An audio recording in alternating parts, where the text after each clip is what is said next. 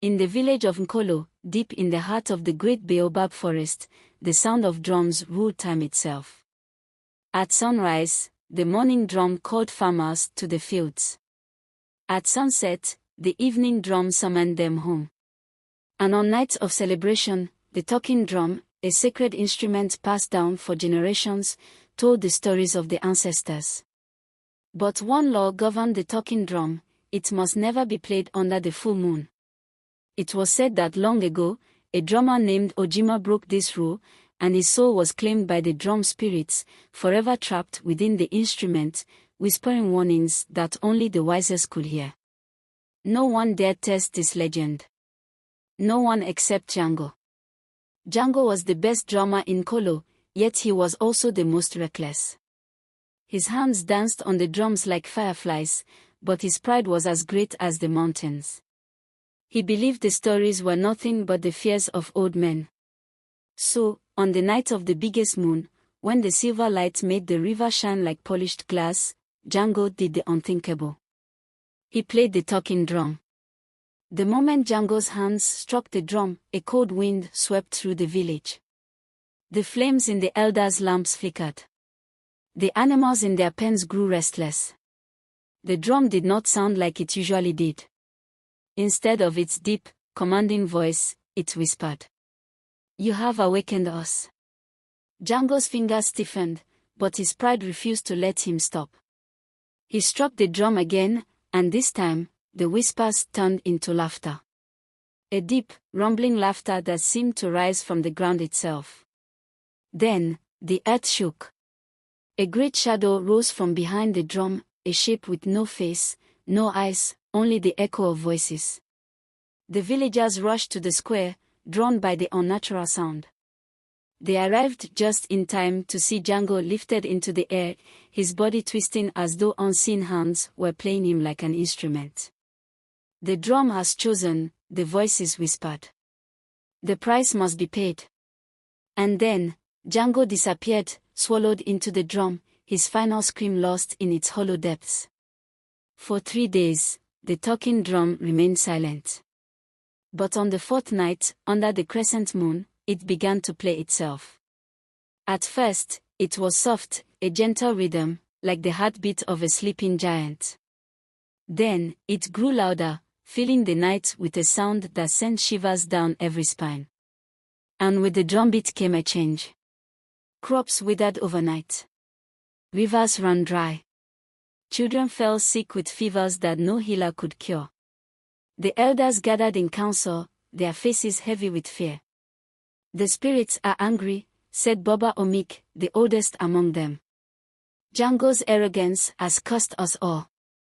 "What must we do?" asked Ao, the chief's daughter, whose brother had fallen ill that very morning. Baba Omik took a deep breath. "The drum must be taken to the mountain of spirits. Only there can the curse be broken." The villagers trembled at his words. The mountain of spirits was a place of no return. But someone had to go. And Ao volunteered. With the talking drum strapped to her back, Ao set off at dawn. The road was treacherous, filled with thorny vines, whispering trees, and rivers that spoke in riddles. On the second night, she encountered the river of lost souls. "To cross, you must answer our question," the river spirits whispered. "What is louder than the talking drum?" Ao thought for a moment, then answered, "The silence of a broken heart." The spirits wailed but let her pass. On the fourth night, she met the three-faced hunter, a spirit who could see the past, present, and future. "You carry a burden that is not yours," he said. "But will you bear it to the end?" Ao did not hesitate. "Yes."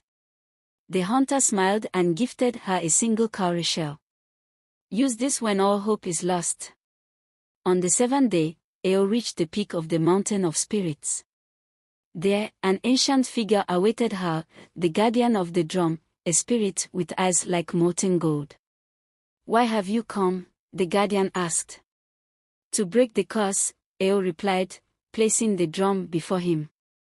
The guardian nodded. "Then play." Ao's heart pounded.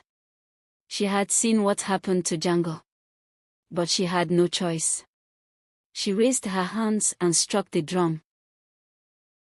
The air trembled. The ground split. And the voices returned. Who breaks our slumber? Eo swallowed her fear. I do. And I offer a trade. A trade, the spirits echoed. Eo reached into her pouch and pulled out the cowrie shell. A gift from the three-faced hunter, she said. A piece of the future, in exchange for peace. The spirits murmured. The drum shook. Then, at last, they spoke. The price is accepted. And with that, the talking drum shattered into dust. When Eo returned to Nkolo, she found the village healed.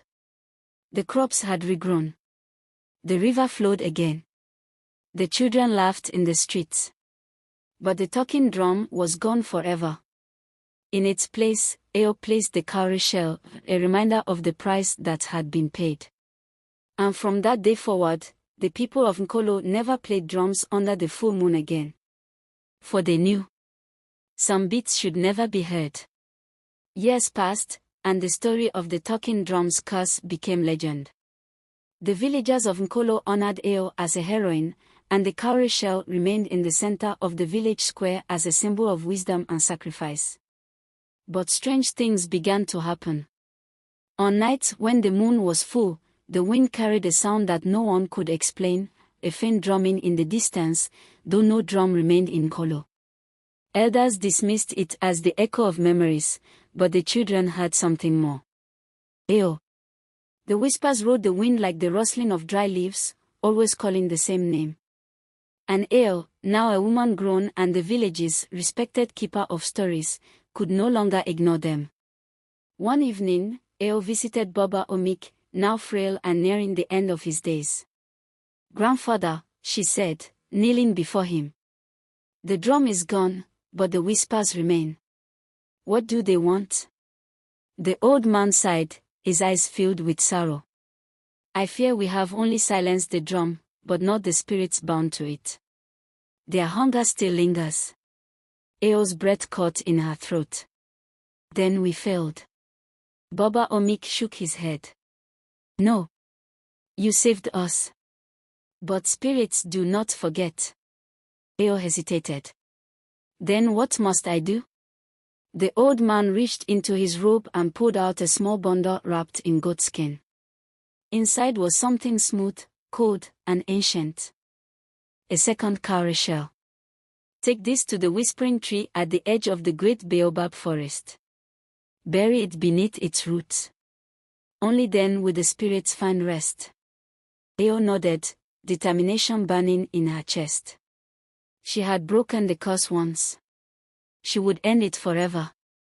That night, Eo walked alone into the great baobab forest, guided by the sound of the wind. The whispering tree stood taller than any other, its gnarled roots twisting like the fingers of an old man. Its leaves never moved, even when the wind howled through the forest. As Eo approached, she heard the whispers grow louder. Eo, you took our voice, but we are still here. She knelt before the tree and dug into the earth with her bare hands. But just as she was about to place the cowrie shell into the hole, a hand burst from the earth. It was Jango. Even now, on the night of a full moon, when the village is quiet and the air is still, the elders say you can listen closely and hear the faintest sound of a drum beat in the distance. Not a curse. Not a warning. Just a reminder. Some beats should never be heard. Eo's scream echoed through the trees as the withered hand clawed its way out of the earth. Her breath caught in her throat as she stumbled backward, her heart pounding like a war drum. Jango's body emerged, but he was no longer the man he had once been. His skin was stretched tight over his bones, his hollow eyes burning with something unnatural. His grin was wide and unsettling, as if frozen in a moment of madness. You thought you could silence me, his voice rasped, thick with the echoes of the spirits. Eo clenched the cowrie shell in her fist, her mind racing. The talking drum was gone. The spirits had accepted the price. How could Jango still exist? Jango, she whispered, her voice steady despite her fear. You brought this upon yourself. You must let go. Jango's laughter was hollow, sending chills down Eo's spine. Let go, he mocked. I am the drum now. And you, his dark, sunken eyes fixed on her, you are the last note. The wind howled through the trees as the ground beneath them trembled. The whispering tree groaned, its branches twisting unnaturally, as if recoiling from the dark energy that Jango carried. Then, the drumming began. Not from an instrument, but from Jango's own chest. The deep, pulsing rhythm filled the night air, shaking the earth, sending a wave of coldness through Eo's bones. Each beat sent vibrations through the ground, as if the spirits were rising once more. Eo gritted her teeth. She had not come this far to fail. She dropped to her knees, digging her fingers into the dirt, determined to complete her task. If the spirits had left one last fragment of their curse behind, then she would finish what she started. Jango lunged toward her. Eo acted on instinct. With all her strength, she slammed the cowrie shell into the earth, pressing it deep into the soil. The moment it touched the roots of the whispering tree, a deafening cry filled the air. The wind roared, carrying voices of anguish and rage. The branches of the tree twisted and curled around Jango, wrapping him in their gnarled embrace. He screamed, his body convulsing as the roots pulled him downward. The drumming in his chest faltered, his hands clawing at the earth as the spirits that had bound themselves to him dragged him into the soil. No! Jango howled. You cannot. But his words were lost as the roots sealed over him, swallowing him whole. Then, silence. Eo sat there, panting, her hands trembling as she watched the ground settle. The whispering tree stood tall and motionless, its eerie stillness returning. The wind had died down. The night was quiet once more. It was over. The last remnants of the talking drum's curse had been buried forever. Eo rose slowly, her legs weak, but her spirit strong. She had done what no one else could. She had faced the darkness and won. By the time she returned to Nkolo, the air felt different. Lighter. As if a great weight had been lifted from the village. The whispers in the wind were gone. That night, Eo sat outside her hut, watching the stars. The full moon shone brightly above, no longer carrying the echoes of the cursed drum. For the first time in years, Nkolo was truly at peace.